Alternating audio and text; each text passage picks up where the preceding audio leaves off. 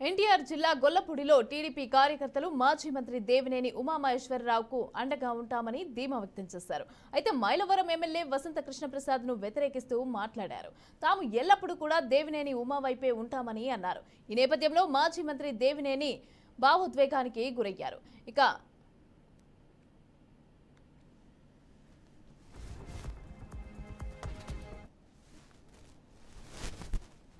డబ్బులు అంటున్నారు, ఈ 3 ఎకరాల డాక్యుమెంట్ తీసుకుంటారా అన్నాడు. ఒక ఎస్సీ పారిశ్రామికవేత్త బుచ్చిబాబు. ఇక్కడ ఉన్న ప్రతి ఒక్కరు ఎంతో బాధపడుతున్నారు.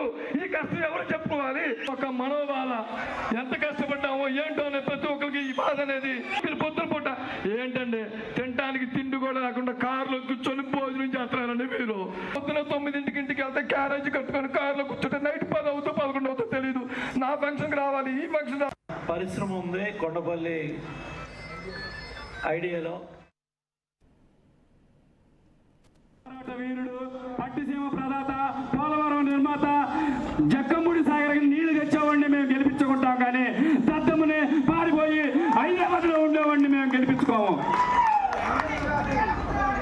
ఏం చేశాడని సీట్ ఇవ్వరాయా మీరు? జక్కముడి శామద కట్లు తొప్పాడని సీట్ ఇవ్వరా? ఇసుక తొప్పాడని సీట్ ఇవ్వరా? భూమి తొప్పాడని సీట్ ఇవ్వరా? కొండపల్లి కట్లు తొప్పాడని సీట్ ఇవ్వరా? లేకపోతే పంచాయతీ నిధులు తొప్పేశాడని సీట్ ఇవ్వరా? లేకపోతే చెట్టు పట్టాల్లో అవినీతి చేశాడని సీట్ ఇవ్వరా? ఎందుకెవరో చెప్తాము.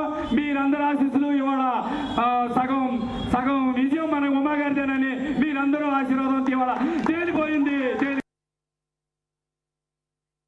అదేవిధంగా మేము కొట్లాడతాం. అక్కడ బాబు గెలవాలి, ఇక్కడ ఉమన్న గెలవాలి, లేదంటే మీరు అక్కడ గెలవాలని మేము కోరుకుంటాం. ఇక్కడ ఏం చేయాలో అది కూడా చేస్తామని మీకు తెలియజేస్తున్నాం. ముసుగులో గుద్దులాటం లేదు, చల్లకొచ్చి ముద్ద దాసే పని లేదు. ఏదైనా కానీ బాబు గారి యొక్క మాట మీద ఆధారపడి ఉంది.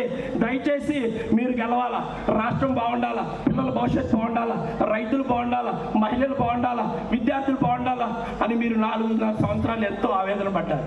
మేము కూడా దాంట్లో పాలు పంచుకున్నాం. మీకు అండగా ఉంటాం, మిమ్మల్ని ఇక్కడ గెలిపిస్తాం.